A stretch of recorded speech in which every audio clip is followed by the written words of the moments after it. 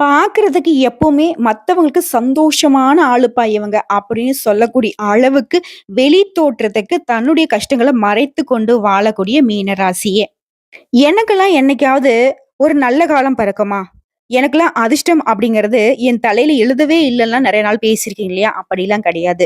இந்த வீடியோ பதிவு உங்களுக்கு அதுக்கு ஒரு ஃபுல் ஸ்டாப் வச்சிருக்கு. அதிர்ஷ்டம் அப்படிங்கிறது உங்களுக்கு இருக்கு. உங்களுக்கு நல்ல காலம் பிறந்துருச்சுன்னு சொல்லக்கூடிய வீடியோ பதிவு தான் இது. இந்த வீடியோ பதிவு பார்த்து முடிக்கிறப்போ, உங்களுக்கு ஒரு தெளிவான மனசுக்கு அமைதியோட, சந்தோஷத்தோட தான் இந்த வீடியோ பதிவு பார்த்து முடிப்பீங்க. அதிர்ஷ்டமான காலகட்டம் பிறந்துருச்சுங்க. குரு பகவானோட வக்ரகதி அப்படிங்கிறது உங்களுக்கு நல்ல காலத்த குடுத்துருக்கு. 7 சுவாரஸ்யமான விஷயங்கள பத்தி நம்ம பேச போறோம். அது என்னென்ன? அதுக்கு முன்னாடி நம்ம சேனல்ல பார்க்கக்கூடிய மீன ராசிக்காரங்கள, ஓம் குரு பகவானே போற்றி போற்றி அப்படி நாமத்த சொல்லி தொடங்கலாம். முடிஞ்சது அப்படின்னா கமெண்ட் பாக்ஸ்ல 3 முறை பதிவிடுங்க. மீனம் அப்படின்னாவே நான் முன்னாடி சொன்னது தான். கஷ்டத்த மடிப்பீங்க. பிரயோஜனம் என்ன? சுயநலவாதி, மன அழுத்தக்காரன், கெட்டிக்காரன், இவன்லாம் நெறைய வச்சிருப்பான் போல இருக்குது. அப்படின்னு மத்தவங்களுடைய வீண் வாய் சவடாலுக்கு தான் ஆளாகி நிக்கிறீங்க. எதிர்த்து பேசாம இருந்து என்ன சாதிச்சீங்க? இனியாவது நீங்க சாதிக்காட்டியும் உங்கள சாதிக்க வைக்கக்கூடிய காலகட்டம். அது வரக்கூடிய அக்டோபர் மாதம் 9ஆம் தேதியிலிருந்து அடுத்து வரக்கூடிய பிப்ரவரி 4ஆம் தேதி வரைக்கும் 4 மாத காலம் உங்களுக்கு நல்ல காலம். சிம்மாசனத்துல அமர போறீங்க. தொட்டதெல்லாம் பொண்ணா மாறப்போகுது. குரு பார்க்க கோடி நன்மைன்னு அங்க பேசுவோம். இப்படி ஜாதகத்துல. அதே மாதிரி குரு பார்க்க கோடி பாவங்களும் விலகி போகும். சோ மீன ராசியை பொறுத்தவரைக்கும் பாவப்பட்ட ஜென்மம்னு நீங்க நினைச்சீங்க இல்லையா? உங்களுக்கெல்லாம் ஒரு பாவமும் இல்ல. நாங்க சொல்றோம். குரு பகவான் வந்து உங்களுக்கு நல்லதே பண்ணணுன்ட்டு முடிவு எடுத்துட்டு ஜம்முன்னு உட்காந்துட்டாரு. சோ வரக்கூடிய நல்ல வாய்ப்பு பயன்படுத்துகிறீங்க. வரக்கூடிய பணத்த தூக்கி பாக்கெட்ல போட்டு ஜாலியா வாழப் போறீங்க. என்ன அந்த 7 சுவாரஸ்யமான விஷயம் பார்க்கலாமா? சுவாரஸ்யமான விஷயம். குழந்தை பாக்கியம் கிடைக்கும். ஆல்ரெடி ஒரு குழந்தை இருக்குங்க. 2வது குழந்தை கிடைக்கும். குழந்தை வரம் அப்படிங்கிறது மிகப்பெரிய வரம். எப்பேற்பட்ட பணத்த கூட நம்ம சம்பாதிச்சிடலாம். அந்த குழந்தை வரம் அப்படிங்கிறது கடவுள் நினைச்சா மட்டும் தான் கிடைக்கும். சோ அந்த வரம் இந்த காலகட்டத்துல உண்டு. திருமணம் ஆகாதவங்களுக்கு திருமணம் கைகூடும். பல இடத்துல வரன் தேடியாச்சு. பார்க்கக்கூடிய வரன் எல்லாம் செட்டே ஆகல. இப்படியே காலம் போயிடுச்சு. வரன் பார்த்து காலம் போயிடுச்சு. அப்படின்ற கூடிய மீனராசி கூட இந்த காலகட்டத்துல நல்ல வரன் அமையும். அதுவும் மனசுக்கு பிடிச்ச நீங்க எதிர்பார்த்த மாதிரி ஒரு நல்ல வாழ்க்கை துணை அமையும். ஆனா இருந்தீங்கன்னாக்கா பெண்களா இருந்தீங்க அப்படின்னாக்கா நல்ல வாழ்க்கை துணை அமையும். அட போங்க நீங்க. நான் தேடி தேடி அழுத்து போய் நான் தேடுறதே விட்டுட்டேன். வரன் பார்க்கறதே விட்டுட்டேன் அப்படின்னு சொன்னீங்களா கூட, நீங்க இப்ப அமைதியா இருந்தாலும், உங்கள தேடியே ஒரு நல்ல வரன் அமையும். சரிங்களா? அடுத்து 2வது விஷயம். இத்தன காலம் உடல் ஆரோக்கியம் நல்லாவே இல்ல. சிக்கலா இருந்துச்சு. ஏதாவது ஒரு பிரச்சனை அடுத்தடுத்து நீங்க பார்த்துக்கிட்டே இருந்தீங்க இல்லையா? அந்த நிலை மாறப்போகுது. உடல் ஆரோக்கியம் சரியாகும்.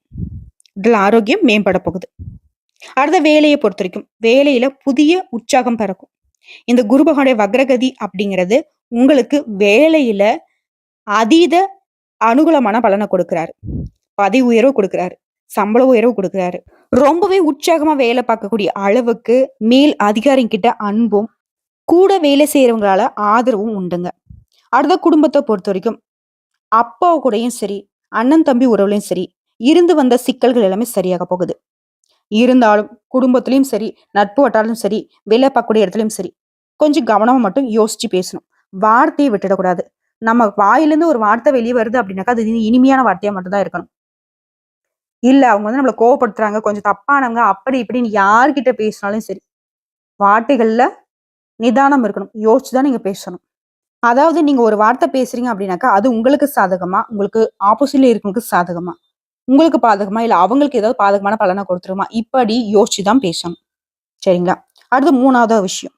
வேலை ரீதியா நீங்க சிம்மாசனத்துல அமரக்கூடிய காலம். உங்களுக்கு பல புதிய வேலை வாய்ப்புகள் கிடைக்கும். 1, 2 இல்லைங்க. பல புதிய வேலை வாய்ப்புகள். நீங்க தான் சூஸ் பண்ண போறீங்க. எந்த வேலைக்கு போகலாம் அப்படின்னு. தனியார் துறையா இருக்கட்டும், அரசாங்க துறையா இருக்கட்டும். நல்ல உயர்வு வேலை வாய்ப்பு பொறுத்த வரைக்கும். அடுத்த சொந்தமா தொழில் செய்யக்கூடிய மீன ராசிக்கு. தொழில்ல நல்ல வளர்ச்சியை பார்க்கலாம். குறுகிய முதலீட்டுல கூட அதிக லாபத்தை பார்க்கக்கூடிய காலகட்டம்.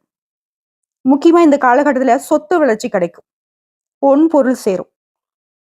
ஆடை ஆபரண சேர்க்கை உண்டு. சொத்துக்கள் வந்து பாத்தீங்கன்னா பல மடங்கு பெருகிட்டே போகும். ஏன்னா குரு பகவானுடைய வக்ர பயிற்சி அப்படிங்கிற உங்க வாழ்க்கைய சோதிச்சு பார்த்த காலம் மாறி சாதிச்சு காட்ட வழி கொடுத்துக்கிறாரு. ஆரோக்கியத்திலும் சரி, குடும்பத்திலும் சரி, உங்களுக்கு இருந்து வந்த சிரமங்கள் எல்லாமே காணாம போக போகுது.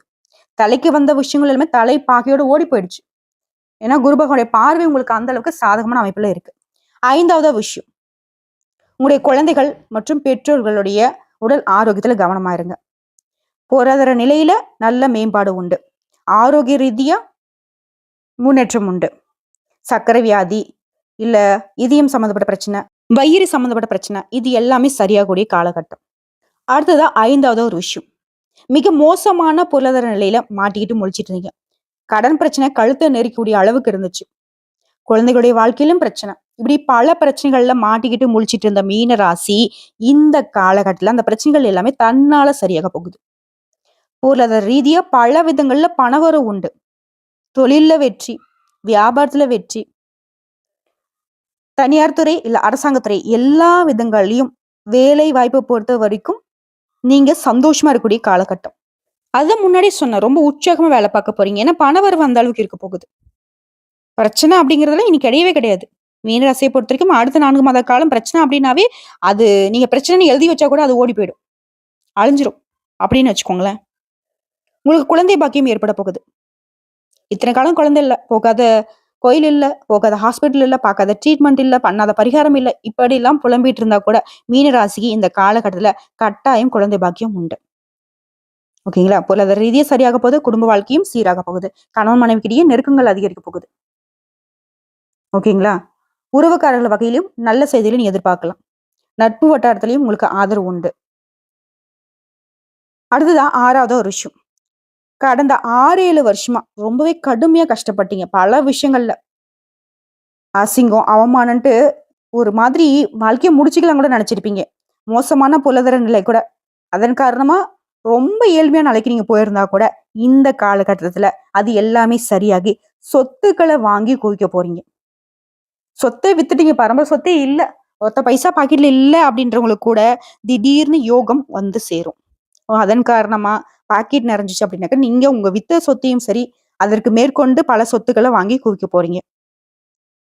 வீட்டையே காலி பண்ணிட்டீங்க, சொந்த வீடு வித்துட்டு இருந்த நிலைமையில கூட இந்த காலகட்டத்துல வீடு கட்ட போறீங்க, நிலம் வாங்க போறீங்க, சொத்து சேர்க்கை சேர்ந்துகிட்டே இருக்கும். பூர்வீக சொத்து சம்பந்தப்பட்ட பிரச்சனையில கோர்ட்டு கேஸ்ன்னு அலைஞ்சிட்டு இருந்தாலும் சரிங்க, அந்த கோர்ட்டு கேஸ் விஷயம் கூட உங்களுக்கு சாதகமான அமைப்புல முடிய போகுது. நீங்க எதிர்பார்க்காமலேயே அந்த பூர்வீக சொத்து உங்களை வந்து சேரும்.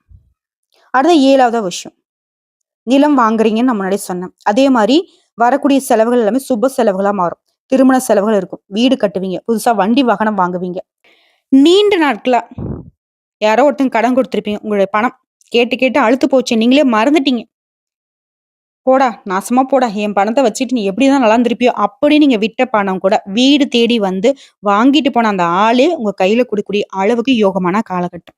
பண விஷயத்துல, மனசு விஷயத்துல, தொழில் விஷயத்துல ரொம்பவே முன்னேற்றத்துக்கு போக போறீங்க. மனசுல தெம்பு இல்ல, தைரியம் இல்லைலாம் சொல்லிட்டு இருந்தீங்க இல்லையா, அந்த நிலை மாறப்போகுது. ரொம்பவே தெம்பா, கம்பீரமா இனி மீனராசி வாழ்க்கையை வாழ போறீங்க. வரக்கூடிய சுப செலவுகளால சந்தோஷம் மட்டும் இல்லைங்க, நிம்மதியும் உண்டு. உங்களை பொறுத்த வரைக்கும் பரிகாரம் அப்படிங்கிறது திருச்செந்தூர் முருகன் கோயிலுக்கு சென்று சரணாகதி அடைவதனால, அவரை சென்று வழிபாடு செய்துவிட்டு வருவதனால வாழ்க்கைக்கு ஒரு நல்ல வெளிச்சமான பாதை உண்டு. வழி தெரியாம, திக்கு தெரியாம எங்க போய் ஓடுறது, எங்க போய் ஒளியறது, என் வாழ்க்கையில நல்ல விதத்துல மாறுமாலாம் பேசுனீங்க இல்லையா, அதுக்கு எல்லாத்துக்கும் இவர் உங்களுக்கு பொறுப்பு ஏத்துக்கிட்டு நிக்கிறாரு. யாம இருக்க பயமேன்னு உங்களை வந்துட்டு அழைக்கிறாரு. போயிட்டு வாங்க, இந்த 4 மாத காலத்துல முடிஞ்சதுன்னா போயிட்டு வாங்க. இல்ல அப்படின்னா அனுதினமும் வீட்லயே உங்க போன்ல வந்து பாத்தீங்கன்னாக்க திருச்செந்தூர் முருகனுடைய படத்தை வந்துட்டு சேவ் பண்ணி வச்சுக்கோங்க. அடிக்கடி பாத்துக்கிட்டே வாங்க. முருகா முருகான்னு அழைச்சிக்கிட்டே வருவதன் காரணமா வந்த பிரச்சனை, வரக்கூடிய பிரச்சனை எல்லாமே காணாம போகும். தலைக்கு வந்து தலைப்பாகையோட போகும். மலை மாறி வந்த பிரச்சனை பனி மாதிரி உங்களை விட்டு விலகி போகும். உங்களை வெட்ட வந்தவங்க கூட உங்களை தொடக்கூட முடியாம ஓடி ஒளிவாங்க. எதிரிகள் மறைவாங்க. ஒரு எண்ணங்களுக்கு கடவுள் கொடுத்த பரிசா அந்த 4 மாத காலத்துல வரக்கூடிய வாய்ப்புகளை, அதிர்ஷ்ட வாய்ப்புகளை பயன்படுத்துங்க. ஓஹோன்னு உங்களுக்கு ஒரு வாழ்க்கை காத்துக்கிட்டு இருக்கு. இந்த வீடியோ பதிவு பிடிச்சிருந்தா நம்ம வீடியோக்கு ஒரு லைக் பண்ணுங்க, நம்ம சேனல் சப்ஸ்கிரைப் பண்ணுங்க, மேலும் பிடிச்சவங்க ஃப்ரெண்ட்ஸ் அண்ட் ஃபேமிலிக்கு ஷேர் பண்ணுங்க. இன்னைக்கும் சரி, இனி வரக்கூடிய எல்லா நாட்களுமே மீன ராசிக்கு மகிழ்ச்சியான நாட்களாவே அமையட்டும். ஓம் திருச்செந்தூர் செந்தில் ஆண்டவரே போற்றி போற்றி. ஓம் சரவண பவ. ஓம் வெற்றிவேல் முருகனுக்கு அரோகரா.